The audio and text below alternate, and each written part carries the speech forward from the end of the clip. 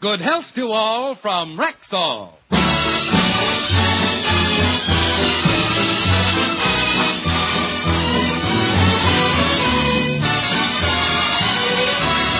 Yes, it's Sunday, time for the Phil Harris-Alice Faye Show, presented by the makers of Rexall Drug Products and 10,000 independent Rexall family druggists.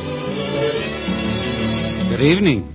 We Rexall family druggists have some good news for you this evening. Next Wednesday, Thursday, Friday, and Saturday, we bring you our famous 1 cent sale. If you don't already know what that can mean to your family budget, here's how it works. During those 4 days, at every store with the orange and blue Rexall sign on the windows, you can get 2 quality guaranteed Rexall products for the price of 1, plus 1 cent. That's right, twice as much for only a penny more. And what's more, these savings apply to nearly 300 items, from antiseptics to toothpaste, cold cream to cough syrup, aspirin to shampoos. And remember, these are Rexall products, and that means they're as fine and dependable as science can make them. So drop in on your Rexall druggist next Wednesday, Thursday, Friday, or Saturday. Let him help you save with safety. Everyone knows you can depend on any drug product that bears the name Rexall. Good health to all from Rexall. And now your Rexall family druggist brings you the Phil Harris-Alice Faye Show. Written by Ray Singer and Dick Chevrolet with Elliot Lewis, Walter Tetley, Janine Roos, Ann Whitfield, Walter Sharp and his music, yours truly, Bill Foreman, and starring Alice Faye and Phil Harris.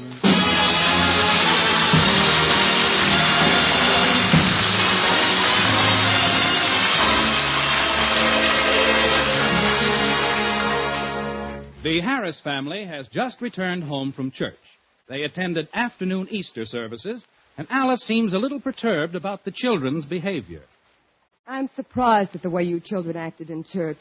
Phyllis, you should know better than to whisper to your sister during the sermon. I'm sorry, Mommy. And as for you, you squirmed and fidgeted in your seat, and worst of all, why did you take your shoes off? My little tootsies were killing me. I was talking to Alice. Girls, go change your clothes for dinner. Willie, will you stay and have dinner with us? Oh, well, I'd like to, Alice, but I have a date. Oh, I'm sorry you can't stay, Willie.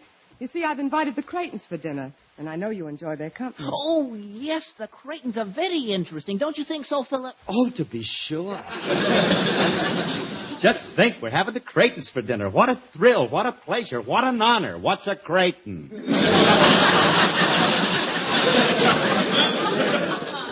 Mrs. Craton is the children's school principal. I met her at church and invited her and her husband for dinner. The school principal? Oh, goody.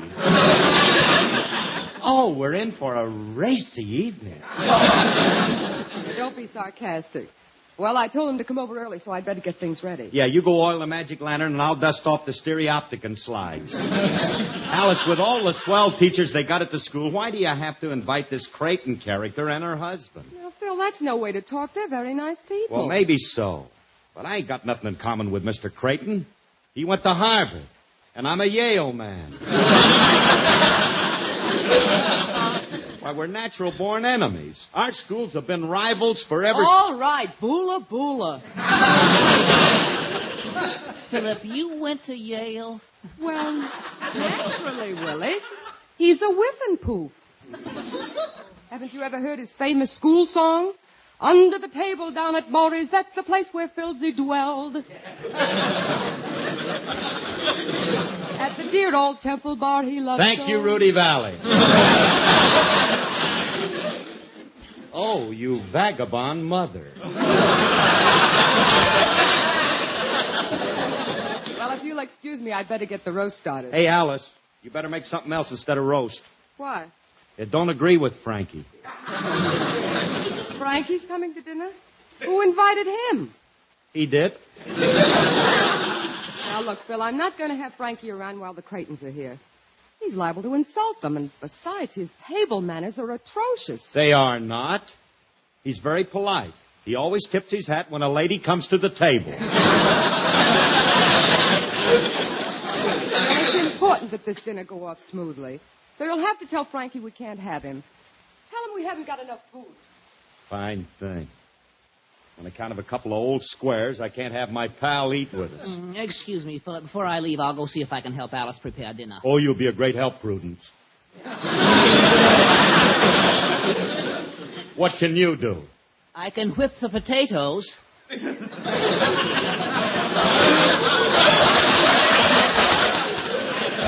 Well, I doubt it, Muscles, but give it a try. Hey!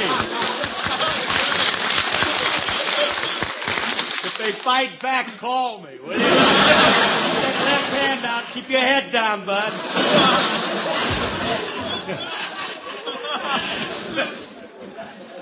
I can whip the potato. Comes on like Thor, don't he? Can't understand it. I've already invited Frankie to dinner. Now, how am I... Uh-oh, that must be him now. Now, how am I going to tell Remley he's not wanted? Hiya, Curly. Happy Easter, and what are we having for dinner? Well, I don't know about you, but I'm having roast beef. You see, Frankie, we can't... Well, that is... Well, we don't...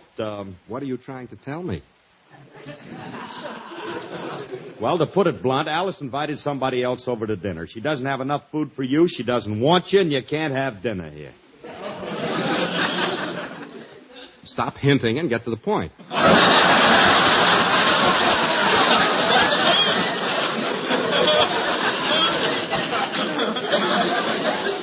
You're not going to eat with us. Well, if you don't want me, I'll just take these expensive presents I bought for you good people and go home. Well, go ahead, because you... Wait a minute. Presents? Mm-hmm.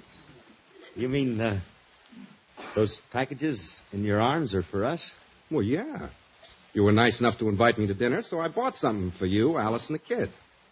I got a box of my special-made cigars, an orchid, and a real live Easter bunny. Oh, Frankie. You bought a real live bunny just for me? Yeah, the bunny's for you. Now, if you'll call the kids in, I'll give them their cigars.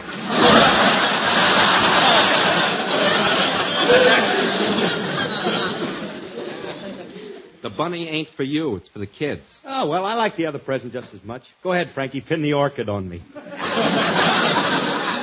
Curly, the cigars are for you. They're the special kind that I have made for myself. You trying to ignore them? You said it. Them things taste like wet soup greens wrapped in a ripe banana skin. You mean you don't like them? I'd rather smoke the orchid. Or the bunny. I wouldn't touch one of them things if you'd give Daddy, me... may we color some Easter eggs? You said we could, and... Oh, hello, Uncle Frankie. Happy Easter, kids. I got something for you. Wait till I take the cover off this box. I wonder what it is, Phyllis. Yeah, there you are. How do you like it? Gee, an Easter bunny. Oh, thank you. A real live one, too. Isn't he cute, Alice? Yeah, he looks just like Uncle Frankie. He don't look like me. Does he, Phyllis? Of course not. She's just saying that because you both have pink eyes. How did your eyes get so pink, Uncle Frankie? From drinking carrot juice. Now, why don't you girls run along and play, huh? Phil, who was that at the door? What's it? Oh, Frankie. Fine reception. She greets me like I was radioactive or something. Hey, honey, Frankie brought Easter presents for all of us. He brought the kids a bunny, and he got something for you and something for me. Here's yours. Oh, just what I wanted. I haven't had a good cigar in years. You still ain't got a good cigar. Look, Curly, will you stop trying to palm those cigars off on everybody? Here, Alice, this orchid is for you. Oh, it's lovely.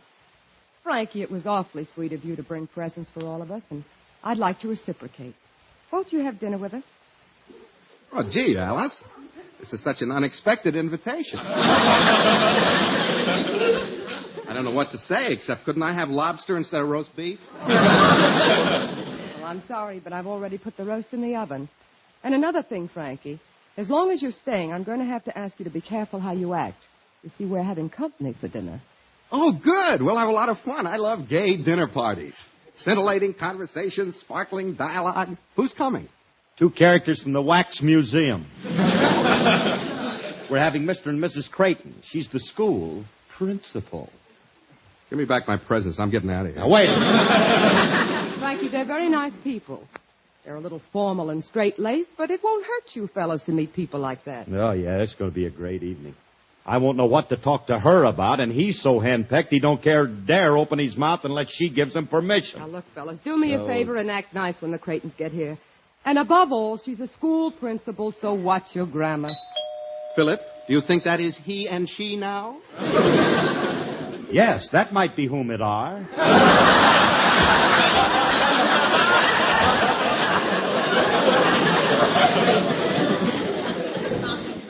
Are? Yeah, when 2 people come, you use the plural. Look, you two better not do any talking. Let the Cratons lead the conversation. Now be quiet while I let them in. Leave them in. How do you do, Mrs. Harris? Hello, Mrs. Craton, Mr. Craton. It's a pleasure to have you. Won't you come in? Thank you. Come along, Henry.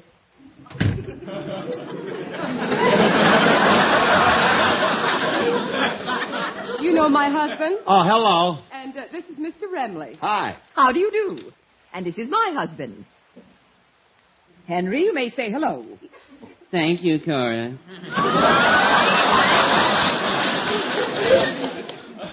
Hello, folks. Oh, Remley. Did you hear that kid ad-lib?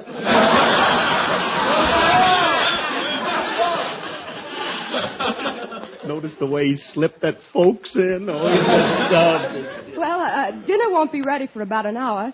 In the meantime, shall we all go in the living room? And, oh, Frankie, will you escort Mrs. Craton? Delighted. Madame, may I offer my arm? Oh, how gallant. Mr. Remley, where did you learn to bow so gracefully? Oh, one acquires a lot of poise from bending over pool tables.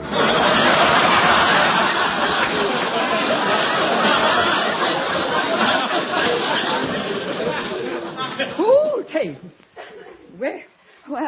Well, here we are. Shall we all be seated? Well, we're all seated. Yeah. Sitting down, very nice. Sometimes I like it better than standing up. It's kind of a change.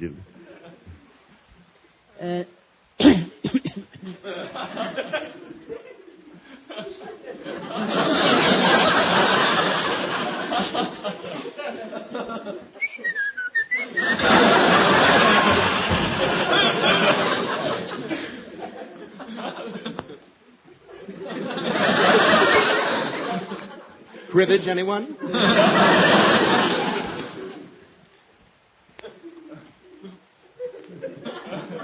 Wasn't it lucky that Easter fell on a Sunday this year?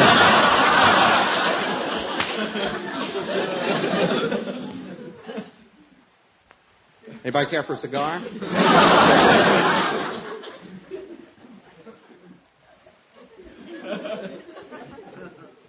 Anybody care for a drink?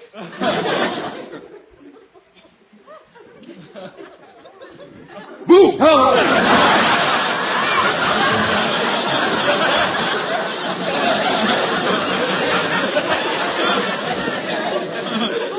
What was that for? I just want to make sure everybody was still alive.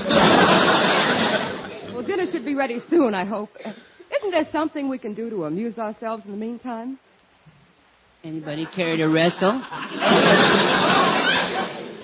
How about you, Mrs. Harris? Henry! Well, I take judo lessons, and I got to practice with somebody, and I thought it might be fun with her. Do you know judo, Creighton? Oh, yes. You see, I'm rather short in stature. I'll explain, Henry. Yes, poodles. When we were married, I insisted that Henry study judo so he could protect me against all those mashers who are always accosting beautiful women. He's been a judo expert for 20 years now. And I've never had any occasion to use it.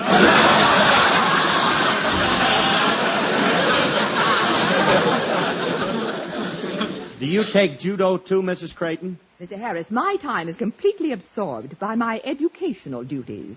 Oh, I should think it would be, Mrs. Craton. Your work is very important, and we parents appreciate the training you school teachers give our children. We do our best. However, we must have cooperation from the parents. Sometimes the example set at home by certain fathers counteracts our efforts. Yeah, it's a shame the way some kids don't get no help from their old man. I'm always learning my daughter's good grammar. You are? You said it. I ain't going to have no kids of mine talking no lousy English.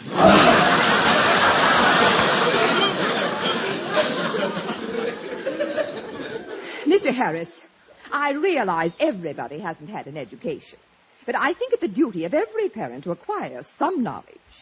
I'd suggest you read a few reference books. Like what? Well, have you ever read the Encyclopedia Britannica? No, I'm waiting till they make the picture.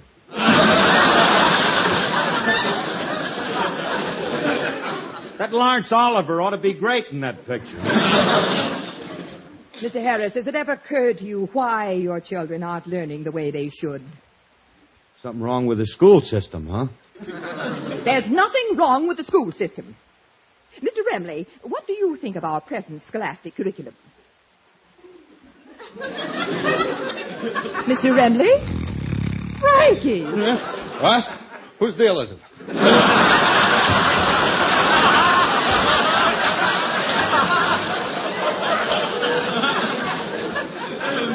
Mr. Remley, I asked you a question. Oh. What do you think of the present scholastic curriculum? That's all right, but it'll never replace the pari-mutual. We were discussing education. Oh, education. Wonderful thing. No school should be without it. It's great for the kids, too. Keeps them off the streets. I do wish there was someone here who had an education that I could talk to. Mrs. Harris, of course you went to college. Well, Oh, college is so important, don't you think? Well, We never forget our college days, do we? I went to USC, class of 29. And you? NTG, chorus of 34. Chorus. NTG? Mrs. Harris, you mean you were a chorus girl? Oh, boy, I'd love to have seen it. Henry! Just what did you do in the chorus, Mrs. Harris? Well, I danced a little and I sang a little. You're darn right, and she was great, too. In fact, she still is. Go on, honey. Sing something and show 'em. But, Phil, I don't think Mrs. Creighton wants to hear me. Of course she does. Look at her sitting there. She's all ears. Well, I'll pin them back so they don't flap while you sing. Go ahead, Alice. Lost my partner, what'll I do? Lost my partner, what'll I do? Lost my partner, what'll I do? Skip to Maloo, my darling. Lulu, skip to Maloo. Lulu, skip to Maloo. Lulu, skip to Maloo. Skip to Maloo, my darling. I'll get another one prettier than you. I'll get another one prettier than you. I'll get another one prettier than you. Skip to Maloo, my darling. Lulu, skip to Maloo. Lulu, skip to Maloo. Lulu, skip to Maloo. Skip to Maloo, my darling. Can't get a red bird, a blue bird'll do. Can't get a red bird, a blue bird'll do. Can't get a red bird, a blue bird'll do. Skip to Maloo, my darling. Lulu, skip to Maloo. Lulu, skip to Maloo. Lulu, skip to Maloo. Skip to Maloo, my darling. Little red wagon painted blue. Skip to Maloo, my darling. Fly in the sugar bowl, shoo, fly, shoo. Skip to Maloo, my darling. Gone again, what'll I do? Flies in the sugar bowl, shoo, fly, shoo. House in the cornfields, 2 by 2. Flies in the buttermilk, shoo, fly, shoo. One old boot and a run-down shoe. Lost my partner. Oh, what'll I do? Lost my partner. What'll I do? Lost my partner. What'll I do? Skip to Maloo, my darling. Lulu, skip to Maloo. Lulu, skip to Maloo. Lulu, skip to Maloo.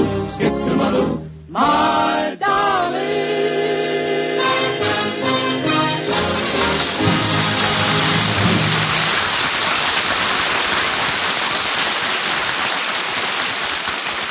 Had How'd you like that, Mrs. Craton? That kid's got talent, ain't she? Yes. Mrs. Harris, I don't wish to be rude, but do you think dinner will be ready soon? Well, I'm afraid it won't be ready for another hour, so, you see, I'm having a roast, and by the way, I hope you like roast beef. I don't mind it. But no seasoning, please. I can't stand seasoning of any sort. It makes me deathly ill. Oh, it does, huh? Well, if you'll excuse me, I got to go in and see how the roast is doing. No, Bill, you stay here. I'll do it. No, Alice, you enjoy yourself. I'm going in and see how the roast is doing. Excuse me, Wait a minute, please. Curly. I'll go with you. Excuse me. Wait for me. Excuse me. Henry, sit down. Yes, dear. One of these days, I'm going to stand up on a chair and punch her right in the nose. Henry, stop muttering. We'll be right back. Come on, Remley. Yeah, all right. Oh, brother. There ought to be a law against such women. Curly, if she's going to be here for dinner, I'm not staying. Remley, I don't think she's going to stay for dinner. What do you mean? Well, you heard her say she can't stand seasoning in her food. Hmm? Now, if we were to go in the kitchen and kind of rub that roast down a little... Oh, Curly, you're cute. Yeah. Let's go, Maestro. Come on.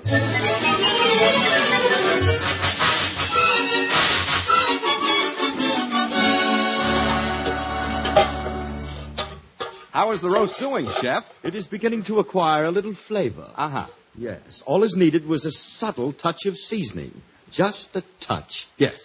What have you got in so far? A pinch of salt, a dash of pepper, 2 cans of paprika, 3 bottles of Tabasco sauce, 4 strings of garlic, and a rubber glove. And now for the finishing touch, we glaze the roast with a delicate blend of vinegar, lemon juice, and turpentine. Yum, yum. And just to make sure, we'll add a cup of this. Claret? No, Clorox. Clorox? Just enough to fade them a little. Oh, well, look, Remley, we don't need it. It's hot enough now. At least I hope it is. Well, there's only one way to find out. Taste it, Curly. Taste it? I got a better idea. Let's take it to Bikini and test it. Hey, this roast is ready, Remley. Oh, this is a pretty thing. Yeah, you taste it. It's your roast. You taste it. You better do it fast. It's starting to burn its way through the table. Hey, wait a minute. I got it. They make tests on rabbits. Let's try this stuff on that bunny you brought the kids. Curly, please. I ain't going to let you try it out on the kid's bunny. Might kill him. Yeah. Yeah, you're right. Hey, maybe if we could get a hold of another bunny Hi, and... Mr. Harris. Well, if it ain't old Brer Rabbit of Bruce. Well... Hop Julius himself. Yeah. What are you guys doing? Oh, nothing, kid. Nothing. We're just here in the kitchen, just getting ready to take a slice of Alice's delicious roast beef. Hey, do you want to see something good, kid? Oh, wait till I cut a slice off. There, ain't that a thing of beauty? That looks delicious, doesn't it? Yeah, it looks nice and juicy and tender. I'm going to have a piece. So am I. I ain't.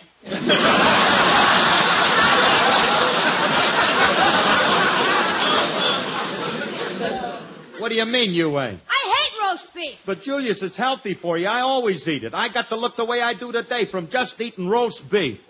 That's a recommendation.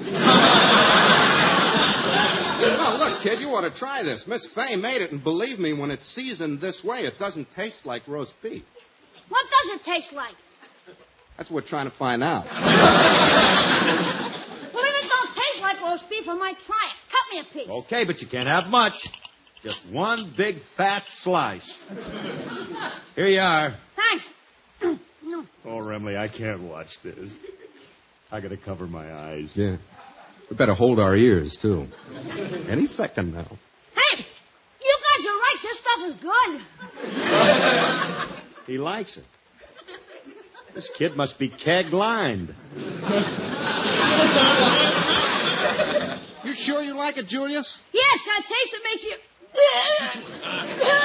Uh-oh. There he goes. There he goes, Remley. Watch him whirl. There he goes. Look the way the scalp trying to leave his head. Yeah, he's rolling. Water! Fight it up! Put me out, somebody! Hey, Rumley, I don't think we made it hot enough. There ain't no flames. Rolling now. Now it's starting to glow a little. I better get the fire extinguisher and put him out. No, it's chilly in the kitchen. Let him heat it up a little. Gee, Charlie, least we can do is bank him for the Oh, night. he's spinning now.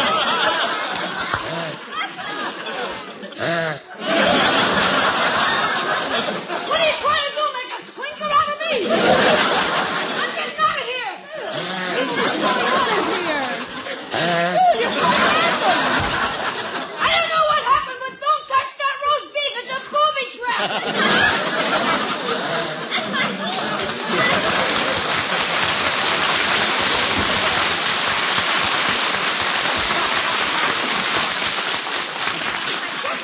What's wrong? What happened to the poor boy? I don't know. He took one bite of Alice's roast beef and went out like a Roman candle. I'm afraid that meat is tainted, Alice. Tainted? Yeah. Now, shall we all sit down to dinner? No, thank you. I just remembered a previous engagement. Goodbye, Mrs. Harris.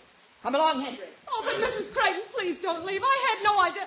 Mrs. Craton. She is leaving. What a pity. Oh, fellas, I don't know what you did, but... Mrs. Harris, I came back to talk to you. Yes, Mr. Craton. Do you realize if my wife had eaten that tainted meat, something drastic might have happened to her? I might even have lost the dear girl. I'm sorry, Mr. Well, Craton. never mind the excuses. There's just one thing I want to know. What? Where can I buy meat like that?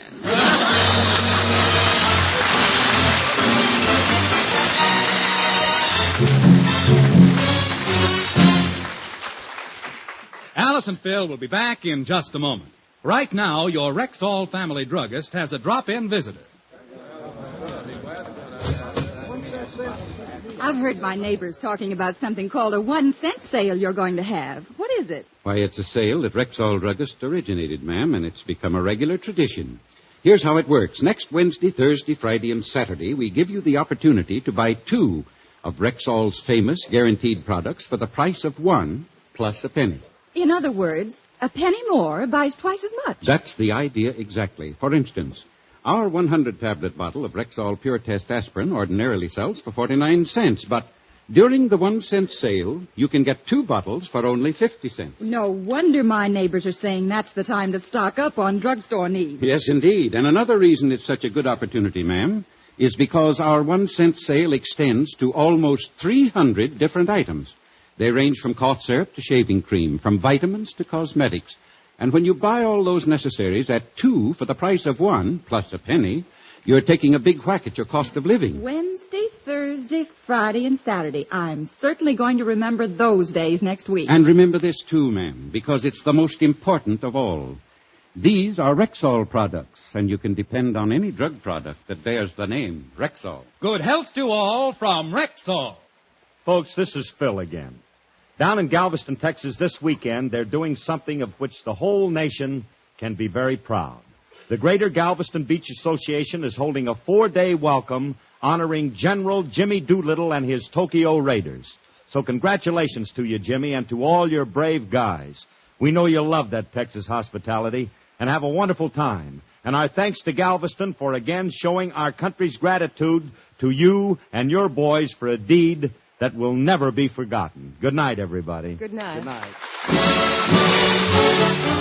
Your pennies will save dollars next Wednesday, Thursday, Friday, and Saturday at Rexall's famous 1-cent sale. Nearly 300 fine quality guaranteed Rexall products, 2 for the price of 1 plus 1 cent. Remember, next Wednesday through Saturday, Rexall's 1-cent sale, wherever you see the orange and blue Rexall sign on the window. This is Bill Foreman saying good luck to all. This is NBC, the national broadcasting company.